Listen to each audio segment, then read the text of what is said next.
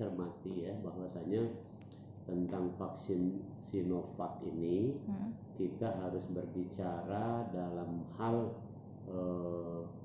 dua hal pokok. Satu adalah kebijakan pemerintah, kedua adalah landasan ilmiah. Nah, nanti tinggal dicari titik temunya di mana. Oke, kita bicara dulu kebijakan pemerintah yang sudah sangat clear bahwa pemerintah sudah memutuskan untuk menggunakan vaksin Sinovac. Kemudian pun sudah diterima di Indonesia dan kemudian pun sudah didistribusikan, termasuk di Palembang berapa 30.000 ya. 30.000 sudah masuk ke Sumatera Selatan, kira-kira begitu. Ini dilihat sebagai kebijakan pemerintah. Oke. Nah, kemudian mari kita lihat secara ilmiah. Secara ilmiah, vaksin Sinovac ini adalah virus yang dilemahkan. Virus yang dilemahkan dulu. Kemudian zat yang ada di dalamnya atau pembuatannya itu sekarang sedang diteliti atau sedang dipelajari oleh LPPOM MUI. Ini belum keluar. Jadi kita tunggu tentang kehalalannya dari LPPOM MUI. Ini belum keluar. Yang kedua, secara ilmiah vaksin itu harus lolos uji klinik fase 3 yang dilakukan di Bandung. Boleh lolos di negara lain seperti Sinovac ini sudah lolos di Brazil, sudah lolos di Turki. Oke, di Cina sendiri belum diumumkan seperti apa sebenarnya fase 3-nya. Sampai hari ini boleh dicek. Jadi di Cina sendiri belum diumumkan fase 3 hasilnya apa. Oke, kalau Brazil sama Turki sudah mengumumkan katanya efektif dan kemudian aman. Brazil mengatakan angkanya di angka sekitar 50% lebih. 50%, nggak menyebut angka berapa persisnya, tapi 50% lebih. Nah, Indonesia itu baru selesai kemarin diumumkan oleh ketua penelitinya bahwasanya kita selesai kemarin akhir Desember dan sekarang awal Januari membuat laporan. Artinya kita belum mengumumkan hasil uji klinis di Indonesia karena ini menjadi dasar ilmiah untuk disuntikkan di Indonesia, disuntikkan pada warga negara Indonesia. Nah, sejauh ini ilmiahnya begitu. Kalau kita pertemukan dua hal ini antara kebijakan pemerintah sama ini, ya mungkin kalau saya berdiri dalam konteks sebagai warga lah, sebagai rakyat lah ya. Tapi saya sebagai rakyat yang punya pengetahuan, punya ilmu, memang ini bagian ilmu saya. Jadi intinya mestinya ini ketemu nanti.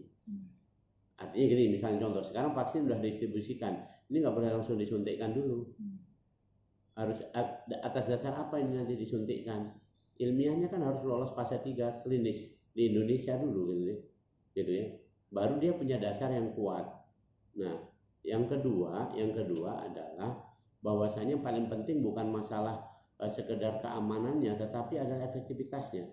Kalau ini misalnya disuntikkan efektivitasnya cuma 50% atau kurang deh, maka sebenarnya lebih bagus kita ambil cara imunitas yang lainnya kan gitu. Misalnya memperkuat imunitas dengan gizi dan sebagainya, dengan protokol kesehatan dan sebagainya, kira-kira begitu. Jadi ini pertimbangan, tapi that's okay lah, ini kan kebijakan. Kalau kebijakan pemerintah ini kita harus ikut, kira-kira begitu. Tapi saya berharap pemerintah mendasarkan pada landasan ilmiah. Yang kedua, betul-betul menjaga supaya ini betul-betul memang efektif, artinya manjur dan aman. Karena terus terang saja ini di kalangan yang prioritas pertama nakes, ini nakes pun rame ini gitu. Rame ya berbicara. Saya tadi jumpa juga dengan staf-staf saya nakes di rumah sakit ini, itu begitu juga ngomong, Prof gimana, aman nggak atau segala macam itu. Nah, kita tunggu rilis resmi dari pemerintah tentang hasil uji klinis. Jadi itu yang saya komentari tentang dua hal ini. Oke, jadi begini, setelah kita vaksin ini didistribusikan juga berbarengan kemarin mulai tanggal 31 Desember sampai tanggal 3 Januari berarti hari Minggu ya. Itu dilakukan pendataan terhadap sekitar 1.300.000 orang di Indonesia nakes. Ya, utamanya Sumatera Selatan dapat sekitar 45.000 kalau nggak salah yang didata, 45.000. Itu yang diberi notifikasi atau pemberitahuan akan divaksin. Jangan salah, ini baru pemberitahuan divaksin. Untuk vaksinasi betul saya sarankan ya, sangat-sangat saya sarankan adalah bahwa ini nanti harus betul-betul hati-hati karena uji klinis fase 3 di Cina dan di Indonesia itu belum keluar hasilnya. Jadi nanti misalnya ada side effect, ada efek samping, entah apapun efek sampingnya, kita jangan menyepelekan. Kalau dokter punya prinsip the first do not harm. Ya, dokter-dokter semuanya di Indonesia, di mana seluruh dunia itu mempunyai prinsip the first do not harm. Jangan sampai kita mencelakakan orang sekecil apapun itu. Jangan dianggap remeh, jangan dianggap remeh.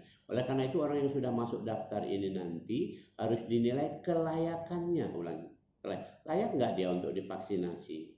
Jangan tiba-tiba nanti misalnya ini misalnya tadi misalnya tanggal rencananya pertengahan bulan akan disuntikkan, beritanya begitu kan.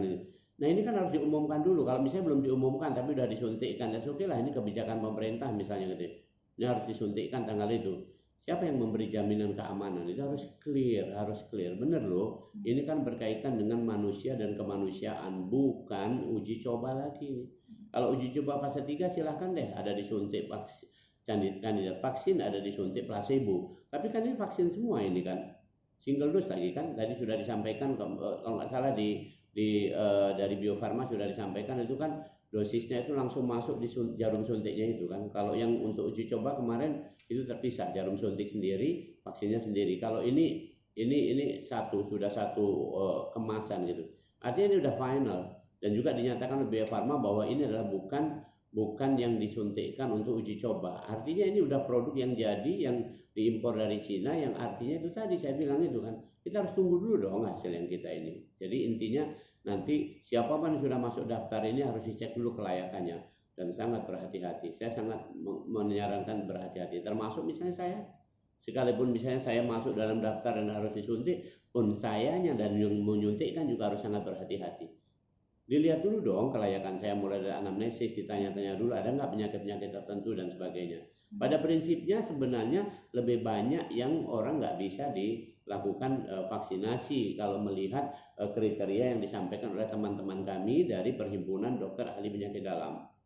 Jadi, kalau dilihat di situ kan yang layak, yang boleh itu kan adalah orang-orang yang relatif kalaupun punya penyakit alergi misalnya begitu kan, alergi yang biasa ya. Nah, tapi yang lain-lain misalnya orang punya darah tinggi, orang sedang sakit dan segala macamnya itu kan mengkhawatirkan. Itu yang disampaikan. Silahkan dicek di sarannya Perhimpunan Dokter.